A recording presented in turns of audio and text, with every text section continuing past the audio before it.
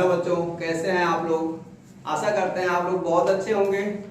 और आज मैं आपके लिए जीके की कुछ इंपॉर्टेंट क्वेश्चंस लेके आया हूं और इसे आप पूरा देखिए। प्लीज बीच में स्किप नहीं करिए, पूरा देखेंगे आप। इन क्वेश्चन से लगभग आप इनके 3-4 गुना क्वेश्चंस और आपके तैयार होंगे। इसलिए हम आशा करते हैं आप इस वीडियो को पूरा देखेंगे और ये आपके नॉलेज को पूरी तरह बढ़ाने ही वाला है, जिसमें मैं आपको इन क्वेश्चंस को चल रहा हूं रूबरू कराने। पहला क्वेश्चन क्या है, नागार्जुन बांध किस नदी पर है। आप जानते हैं नागार्जुन, इस चीज को याद करने का भी तरीका है। नागार्जुन, अर्जुन का नाम जानते हैं, अर्जुन का दोस्त कौन थे, कृष्ण। इसलिए आप इसका राइट आंसर बताएंगे कृष्णा नदी पे। वैसे इसके बारे में हम थोड़ा सा बता दे रहे हैं कि नागार्जुन जो बांध होता है आंध्र प्रदेश में है ये। दूसरा क्वेश्चन, गणगौर किस राज्य का लोक नृत्य है। ये बहुत अच्छा क्वेश्चन। साथ साथ में इस चीज को आप शायद नहीं जानते होंगे, लेकिन मैं थोड़ा गणगौर के बारे में बता दे रहा हूं। गणगौर किस राज्य का लोक नृत्य है, तो गणगौर ये राजस्थान राज्य का लोक नृत्य है। तो आप सोचेंगे कि गणगौर है क्या, इसे क्या कहते हैं, ये क्यों है, कैसा मतलब ये नृत्य है, कैसा फेस्टिवल है। तो मैं बताऊं, गणगौर में क्या होता है, गणगौर में गण मतलब होता है शिव और गौर, गौर मतलब गौरा देवी मतलब माता पार्वती।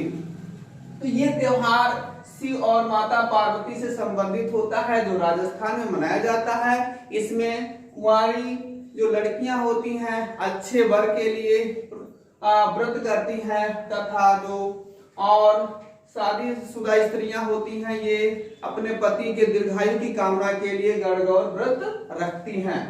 अगला प्रश्न है कि हर्षवर्धन द्वारा रचित नाटक है क्या है। हर्षवर्धन के नाटक का क्या नाम है। तो आपको मैं बता दूं, हर्षवर्धन एक कवि और एक नाटककार भी था और उसके जो नाटक थे वो कौन कौन से तो ये हर्षवर्धन की जो नाटक है, ये एक नाटककार और कवि भी था। हर्षवर्धन एक महान शासक हुआ करता था, जो रत्नावली नामक पुस्तक इसने लिखा था। और इसकी और भी पुस्तकें हैं, नागानंद करके हैं और प्रियदर्शिका, नागानंद, प्रियदर्शिका और रत्नावली, ये 3 जो रचनाएं हैं ये हर्षवर्धन के द्वारा है। और ये जो रचनाएं दिख रही है आपको, 10 कुमार चरित और कादम्बरी, शायद आप जानते होंगे, ये महाकवि कालिदास की रचनाएं हैं। अगला क्वेश्चन ये है कि तो इसमें कौन सा सही होगा, रत्नावली सही होगा। अगला क्वेश्चन ये है, अपराध रजिस्टर से किसी अपराध को निकाल देने के लिए किसकी मंजूरी आवश्यक है। किसी भी अपराध रजिस्टर से किसी अपराध को निकाल देने के लिए, मतलब उसको कट कर देने के लिए किसकी मंजूरी आवश्यक होती है, तो इसके लिए बस डीएम की अनुमति होती है, डिस्ट्रिक्ट मजिस्ट्रेट जिसको कहते हैं। और मैं यहाँ पे जो ऑप्शन दिए हुए हैं इनकी थोड़ी सी चर्चा कर ही देता हूँ। जैसे डीआईजी लिखा हुआ है, डीआईजी का फुल फॉर्म क्या होता है, director inspector of general police. और इसका क्या होता है, जो होता है डीजीपी, सॉरी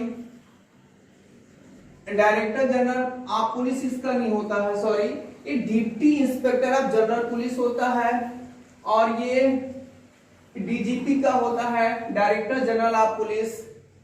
और डीएम का तो समझ ही गए होंगे। एसपी का क्या होता है, ये सुप्रिंटेंडेंट ऑफ पुलिस। और अगला क्वेश्चन क्या है, स्वामी हरिदास जयंती उत्तर प्रदेश के किस नगर में मनाया जाता है। आपने स्वामी हरिदास का नाम सुना होगा।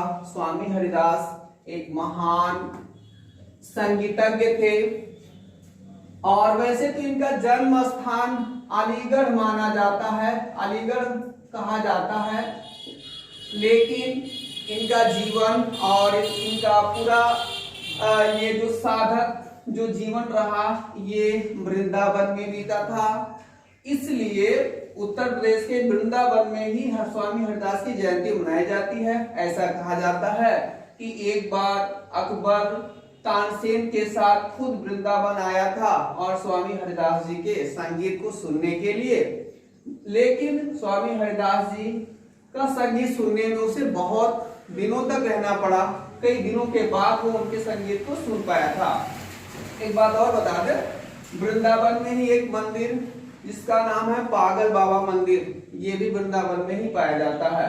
अगला क्वेश्चन, गुप्त शासकों द्वारा जारी किए गए चांदी के सिक्कों को क्या कहते हैं? वैसे तुम्हें बता दो बच्चों, गुप्त शासक जो हमारे इतिहास काल में लगभग 3वीं शताब्दी में गुप्त शासकों का शासन रहा है और स्वर्ण मुद्राओं का स्वर्ण काल कहा जाता है गुप्त शासकों को। मतलब गुप्त शासकों के समय में स्वर्ण मुद्राएं बहुत ज्यादा चलाई गई थी और चांदी के जो सिक्के थे वो भी गुप्त शासकों ने चलवाया था। चांदी के सिक्कों जो स्वर्ण सिक्के थे उनका नाम तो दिनार था, लेकिन चांदी के सिक्कों का जो नाम था वो रूपक था, उसका नाम रूपक था। और ऐसा भी कहा जाता है कि चंद्रगुप्त द्वितीय जो गुप्त वंश का एक महान शासक था, ये शकों को जब पराजित किया था उस दौरान ये चांदी के सबसे अधिक रूपक मतलब सिक्के चलवाया था। और अगला क्वेश्चन, ऊंचाई नापने के लिए निम्न में से किस यंत्र का प्रयोग करते हैं? तो बच्चों ऊंचाई नापने के लिए आप जान लीजिए अल्टीमीटर का प्रयोग किया जाता है। और जो यंत्र है ये बैरोमीटर को आप जानते ही होंगे, ये दाब मापी है, हाइड्रोमीटर घनत्व मापी है। तो ऊंचाई नापने के लिए केवल अल्टीमीटर का प्रयोग किया जाता है। तो राइट आंसर यही होगा आपका। अब अगला क्वेश्चन है, तंजानिया की राजधानी क्या है? मैं बताऊं, तंजानिया की राजधानी डोडोमा है। क्या है? डोडोमा। और बाकी ये कंपाला और नैरोबी और लुसाका ये भी दिए हुए हैं। कंपाला आप जानते हैं, कंपाला युगांडा की राजधानी है और नैरोबी केन्या की राजधानी होती है और लुसाका जाम्बिया की राजधानी होती है। अगला क्वेश्चन, टोडरमल निम्न में से किस कार्य से संबंधित थे? आप जानते होंगे टोडरमल अकबर के नवरत्नों में से एक थे। ये किस कार्य से जाने जाते हैं? तो मैं बताऊंगा आपको, भूमि सुधार से संबंधित कार्य के लिए जाने जाते हैं और इन्होंने ही अकबर के शासनकाल में जब्ती प्रथा प्रारंभ किया था। यहाँ तक कि जब्ती प्रथा के जनक भी टोडरमल को ही कहा जाता है। अगला क्वेश्चन भी बहुत अच्छा है, नया है। क्या है? जुड़वा खनिज किसे कहते हैं? तो जुड़वा खनिज सोना चांदी, सीसा जस्ता, तांबा टीन, लोहा कोयला। तो मैं बताऊं, जुड़वा खनिज सीसा और जस्ते को कहते हैं। तो वीडियो कैसी लगी आप हमें कमेंट्स में जरूर बताएं। अगर इसमें कुछ त्रुटि लगती है उसे भी जरूर लिखें और सपोर्ट करें, जिससे आने वाली अगली वीडियो में मैं आपके लिए और मेहनत करके और अच्छा वीडियो बनाऊं, जिससे आपका नॉलेज इंप्रूव हो। Thank you so much.